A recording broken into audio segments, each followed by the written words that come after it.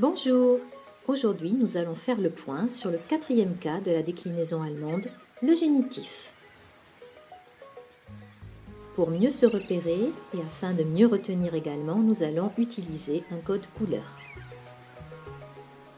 Le code classique, en bleu le masculin, en vert le neutre, en rouge le féminin, en jaune le pluriel.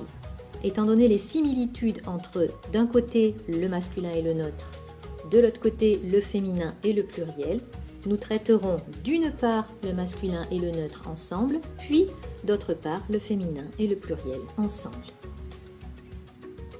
Le génitif est utilisé dans 5 situations.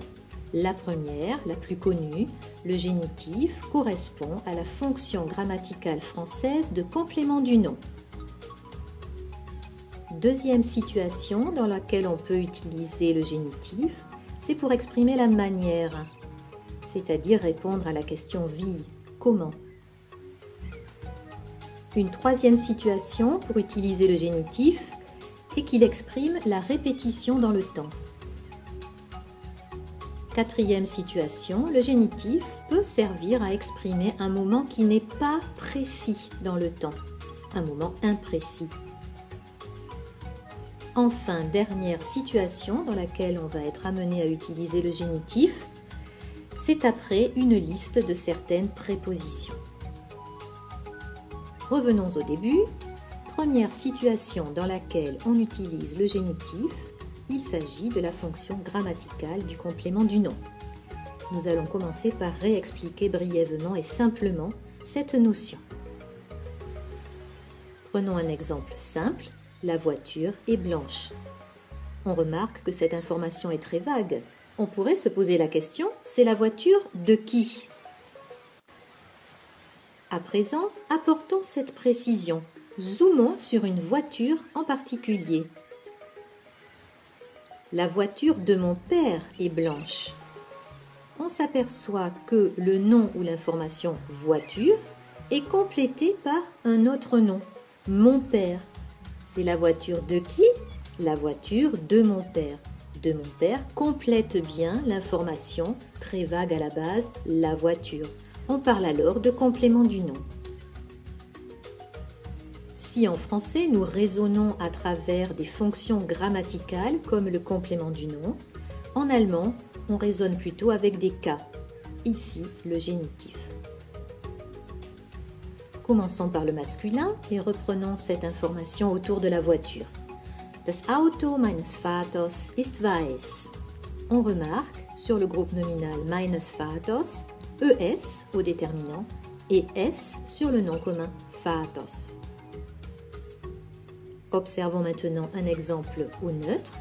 Die Schultasche dieses Mädchens sieht schwer aus. Le sac de cours de cette jeune fille semble lourd. On observe, comme pour le masculin, sur le déterminant ES, dieses, et sur le nom commun Mädchens, aussi un S. On en déduit que, pour le masculin comme pour le neutre, sur tous les déterminants, on ajoutera toujours ES. Des, eines, meines, deines, dieses, etc. Ainsi, pour le masculin et le neutre, on ajoute ES sur tous les types de déterminants. Observons les noms. Les noms masculins Vaters, Freundes, les noms neutres Mädchens, Kindes. On observe que au masculin comme au neutre, on ajoute sur les noms communs S ou ES pour une plus grande facilité de prononciation. Je récapitule. Au masculin comme au neutre, on ajoute ES au déterminant et S au nom commun. Relisons une dernière fois les exemples. Das Auto meines Vaters ist weiß. Die Schultasche dieses Mädchens sieht schwer aus. On observe bien le ES sur meines et dieses, les deux déterminants, et le S sur Vaters et Mädchens, les deux noms communs. Passons maintenant au féminin. Das Auto meiner Mutter ist rot. Observons également le pluriel. Die Familie dieser Kinder heißt Schmidt. Qu'est-ce que nous observons sur les déterminants féminins et pluriels?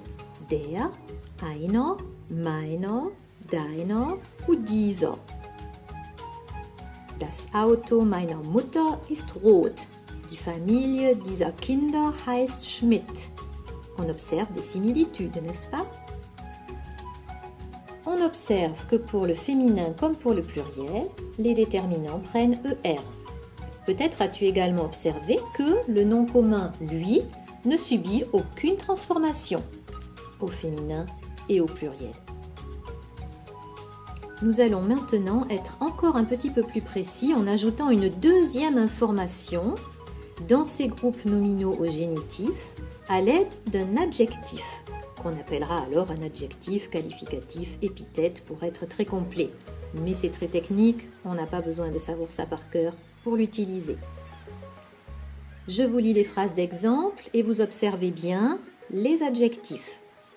Das Auto meines eigenen Vaters ist weiß. Das Auto meiner eigenen Mutter ist rot. Die Schultasche des kleinen Mädchens sieht schwer aus. Die Familie dieser netten Kinder heißt Schmidt. Les adjectifs étaient eigenen, kleinen.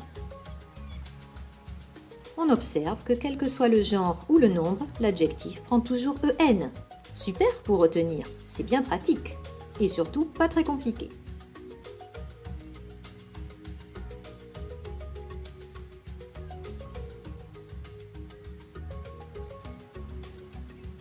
Passons maintenant à la deuxième situation dans laquelle on peut utiliser le génitif, à savoir pour exprimer la manière et répondre ainsi à la question comment, wie.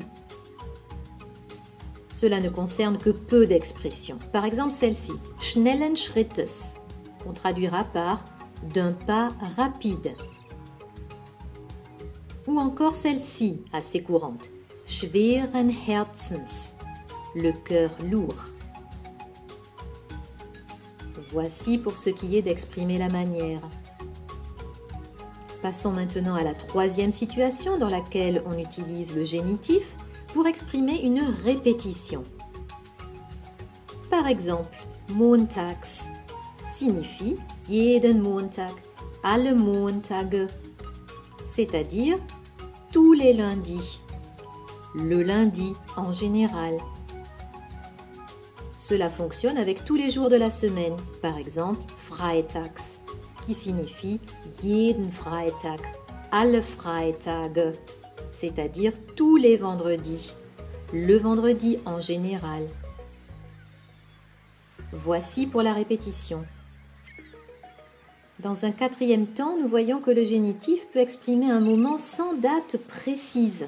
Par exemple, dans les contes, dans les chansons, on retrouve ces formulations. Vous rencontrerez parfois cette expression eines Tages. On reconnaît bien ES, un génitif. Cela signifie un beau jour.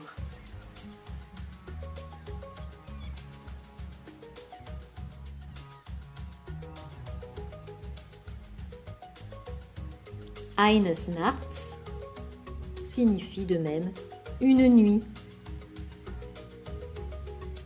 Enfin, le génitif s'utilise après certaines prépositions.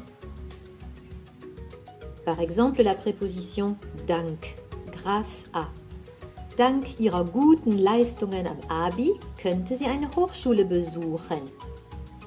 Grâce à ses bons résultats au bac, elle pourrait s'inscrire à une grande école. Autre préposition, trotz, malgré. Trotz der schlechten Wetterbedingungen hatten wir einen schönen Urlaub.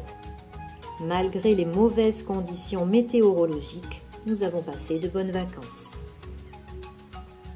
Nun weißt du alles. Eh bien voilà, tu sais tout. N'hésite pas, après la vidéo, à essayer de te rappeler combien il y avait de situations dans lesquelles on utilise le génitif.